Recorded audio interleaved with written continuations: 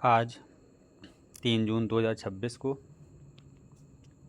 जो महत्वपूर्ण current affairs है आज की उस पर चर्चा करेंगे। उसके पश्चात आज मौर्योत्तर साम्राज्य की जो PYQ घटना चक्र में आए उसकी शॉर्ट नोट्स भी आप लोगों को प्रोवाइड कराएंगे और उस पर चर्चा करेंगे। हम लोग प्रतिदिन डेली करंट अफेयर्स पर बात करेंगे। उसके पश्चात कोई एक टॉपिक इतिहास का जो घटना चक्र की PYQ से संबंधित है उसकी शॉर्ट नोट्स भी आपको इसी वीडियो में उपलब्ध कराएंगे। सबसे पहले देखते हैं कि दिल्ली हाई कोर्ट ने राइट टू बी फॉरगॉटन को निजता का अधिकार माना है। अब राइट टू बी फॉरगॉटन क्या है, ये क्यों लाया गया? ये इसलिए लाया गया कि बहुत से ऐसे व्यक्ति हैं जिन्हें न्यायालय द्वारा अपराध मुक्त कर दिया गया, अर्थात ऐसे कहिएगा कि उन्हें कोर्ट ने बाइज्जत बरी कर दिया। उसके बावजूद भी डिजिटल दुनिया में उनका डेटा कहीं न कहीं पोर्टल पर उपलब्ध रहता है। ऐसी स्थिति में उनकी प्रतिष्ठा को क्षति पहुंचती है।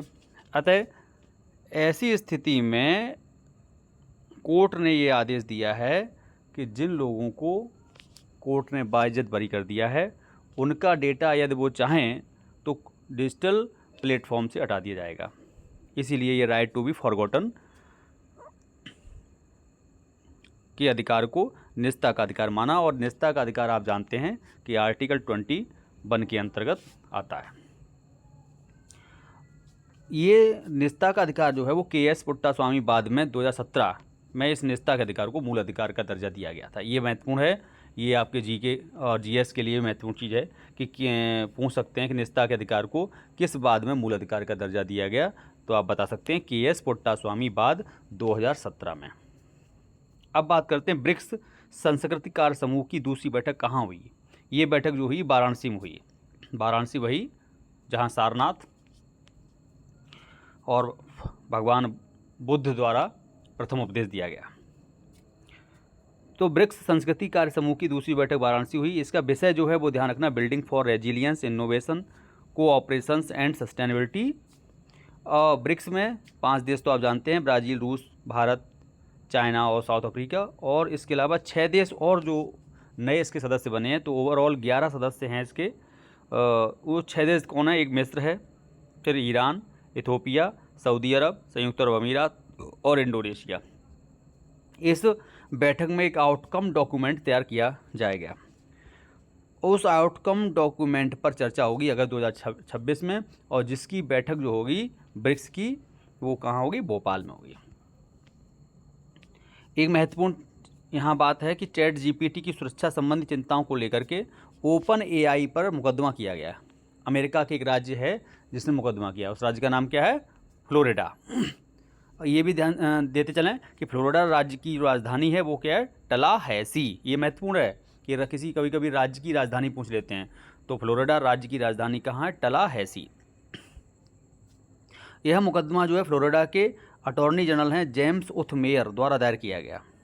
किसके द्वारा दायर किया गया? अटॉर्नी जनरल जेम्स उथमेयर द्वारा। ब्रिक्स जोखिम न्यूनीकरण समूह का दूसरी तकनीकी सम्मेलन कहाँ हुआ? पुरी, उड़ीसा के पुरी में हुआ। 3 से 5 जून 2026 में होगा। 3 से 5 जून 2026 में होगा। प्रोजेक्ट शिखर, ये क्या है?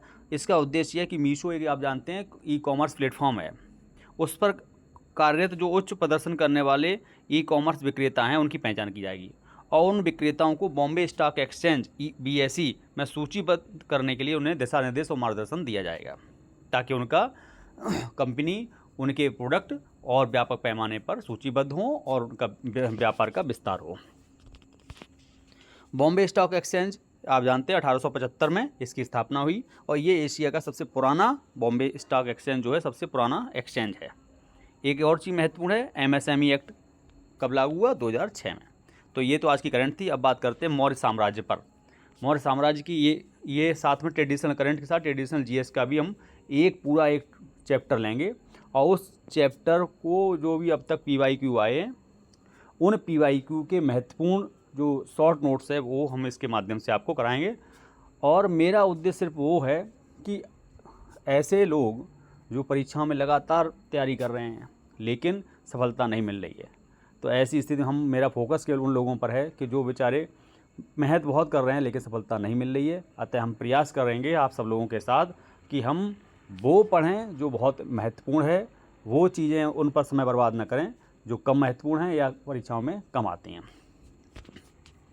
सबसे पहले बात करते हैं मौर्य साम्राज्य में एरियन और प्लूटार्क ने चंद्रगुप्त मौर्य को क्या कहा? एंड्रोकोट्स कहा। मौर्य के बाद क्या है? कुषाण, कुषाण के बाद गुप्त, गुप्त के बाद वर्धन साम्राज्य। पुराणों में चाणक्य को क्या कहा गया? ये महत्वपूर्ण चीज़ है। पुराणों में चाणक्य को आ गया द्विजर्षभ। इसका मतलब क्या होता? श्रेष्ठ ब्राह्मण। और ये सप्तांग सिद्धांत जानते ही हैं, राजा है सब, उसमें सप्तांग सिद्धांत में कौन आता है सबसे ऊपर? राजा, फिर अमात्य, फिर जनपद, फिर दुर्ग, फिर कोष, फिर दंड, फिर मित्र। अंत में क्या आता? मित्र आता। सबसे ऊपर राजा। चंद्रगुप्त मौर्य की जो विजय हुई उसमें मालवा, गुजरात, महाराष्ट्र ये पहली बार जीता चंद्रगुप्त मौर्य ने।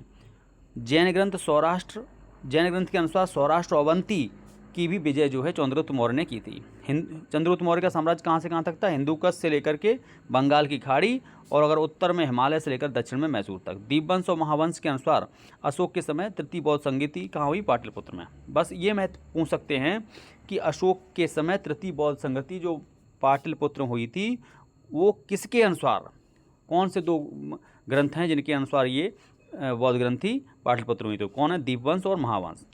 अब बात करते हैं स्तूप और भरोत। जो स्तूप हैं, भरोत स्तूप सतना में है, सांची जानते हैं मध्य प्रदेश में है। और इन दोनों स्तूपों भरोत और सांची की जो खोज की थी वो कनिंगम महोदय ने की थी। अमरावती कृष्णा नदी के दाईं ओर है। इसकी खोज किसने की थी इस स्तूप की? कॉलिन मैकेंजी ने। कब की थी? 1797 में। सारनाथ का धमेक स्तूप, ये ध्यान पूछ सकते हैं, धमेक स्तूप कहाँ है? सारनाथ में है। ये जो गुप्तकालीन ये स्तूप है और जो बिना अधिष्ठान के समतल भूमि पर बनाया गया है। कौन सा? धमेक स्तूप, बिना अधिष्ठान के है। रानाभर स्तूप कहाँ है? कुशीनगर में है। धमेक स्तूप कहाँ है? सारनाथ में है। सहबाजगढ़ी, मानसेरा खरोष्टी लिपि में, लंगमान और तक्षशिला अरमाइक लिपि में, सरेकुना यूनानी और अरमाइक में। प्रणयम क्या है? ये मौर्यकालीन जो है एक कर है, इसे क्या कहते हैं? आपातकालीन कर, प्रणयम। सैंड्रोकोट्स मतलब चंद्रगुप्त मौर्य। और सिकंदर की भेंट का जो उल्लेख किसने किया? जस्टिन ने किया। चंद्रगुप्त मौर्य का एक महल है बुलंदी बाग में था, वो लकड़ी से बनाया गया था बुलंदी बाग में। और ये जो बुलंदी बाग में भी जो एक स्थान है कुम्रहार, वहाँ पर जो कि पाटलिपुत्र पड़ता है, वहाँ पर उनका महल था। इन्होंने चंद्रगुप्त मौर्य ने सेल्यूकस को पराजित किया 305 ईस्वी में, ईसा पूर्व में। भारत का प्रथम अस्पताल एवं औषधि बाग कहाँ है? अशोक में। अशोक सिंहासनारूढ़ कब हुआ? 272 ईसा पूर्व में। और राज्याभिषेक इसका कब हुआ? 269 ईसा पूर्व में। महत्वपूर्ण चीज़ ध्यान रखना। युक्त क्या है? जिले का अधिकारी है जो राजस्व वसूल करते थे मौर्य साम्राज्य में। सांची का स्तूप कहाँ है? विदिशा, रायसेन जिला, मध्य प्रदेश। महावंश के अनुसार इसे क्या कहा गया? चेतीय गिरे। किसे? सांची स्तूप को। गुप्त लेख जो है उसे काकड़ाम, इसी को सांची को क्या कहा गया? गुप्त लेख में गाकड़ाम और काकनाड़ महाविहार। कुल स्तूप इसमें सांची में 3 हैं। प्रथम जो स्तूप है वो प्रधान स्तूप उसे कहा जाता है। दूसरा स्तूप है वो अशोक के धम्म महामात्रों का उसमें उल्लेख है। किसमें? स्तूप 2 में। और तीसरा स्तूप है उसमें सारिपुत्र और मोदगलायन का उल्लेख किया गया। किसमें? तीसरे स्तूप में। सारिपुत्र और मोदगलायन का उल्लेख किया गया। शुंग काल में अर्ध गोलाकार स्मारक को प्रस्तर से आच्छादित कर दिया गया। किसे? सांची स्तूप को। ठीक है। सांची स्तूप का निर्माण जो कराया गया किसने किया था? अशोक ने कराया था। The Buddhist emperor of India के 7वें अध्याय the Indian legend of Ashoka में साहित्यिक साक्ष्यों के आधार पर उपगुप्त के साथ अशोक की धर्म यात्रा, पूछ सकते हैं कि अशोक ने अपनी धर्म यात्रा की थी वो किसके साथ की थी? तो उपगुप्त के साथ। और उसका क्रम क्या है? लुम्बिनी, फिर कपिलवस्तु, फिर बोध गया, फिर सारनाथ, फिर कुशीनगर और फिर श्रावस्ती। इसका ट्रिक ऐसे याद कर सकते हो, लकवा नाथ को श्रावस्ती में मारा। ला से हो गया आपका लुम्बिनी, का से हो गया कपिलवस्तु, बा से हो गया बोध गया, और को नाथ मतलब सारनाथ, और को से कुशीनगर, और श्रावस्ती तो श्रावस्ती है। तो लकवा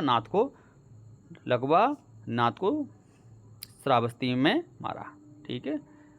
और कुछ और पॉइंट्स हैं जो कि बिल्कुल शॉर्ट नोट्स है, और मौर्य साम्राज्य के जिससे संबंधित जो भी PYQ आए उनसे संबंधित सिर्फ एक पेज मानिएगा, दोनों मिलाकर एक पेज में ये शॉर्ट नोट्स तैयार की गई है। अशोक का जो व्यक्तिगत नाम है वो कहाँ किन अवलेखों में दिया गया? मस्की, गुर्जरा, नेत्तुर और उडेगोलम। प्राक अशोक ब्रह्मी लिपि का पता कहाँ चला है? अनुराधापुर से। इसके अलावा पिपरहवा, सोहगोरा और महास्थान से भी इनका उल्लेख किया गया और पता चला है इनकी प्राक अशोक ब्रह्मी लिपि। लुम्बिनी महत्वपूर्ण है। राज्याभिषेक के 20वें वर्ष अशोक ने यात्रा की थी लुम्बिनी की। ध्यान रखना, कब? 20वें वर्ष, अपने राज्याभिषेक के 20वें वर्ष। रोमनदेही अभिलेख जो स्थापित इसी में किया गया, लुम्बिनी में। रोमनदेही अभिलेख कहाँ स्थापित किया गया? लुम्बिनी में। और इसी लुम्बिनी कर में भोग कर को माफ़ किया गया। भू राजस्व कर को 1/6 से घटा करके 1/8 कर दिया गया था। किसने किया? अशोक ने। धौली और जौगढ़ दोनों कहाँ अभिलेख हैं? उड़ीसा में प्राप्त किए गए। एरागुडी कहाँ है? आंध्र प्रदेश में। अब अशोक की ये महत्वपूर्ण चीज़ है कि 10वें वर्ष अशोक ने कहाँ यात्रा की? बोध गया में। 12वें वर्ष कहाँ की? निगाली सागर में। 20वें वर्ष कहाँ की? लुम्बिनी में।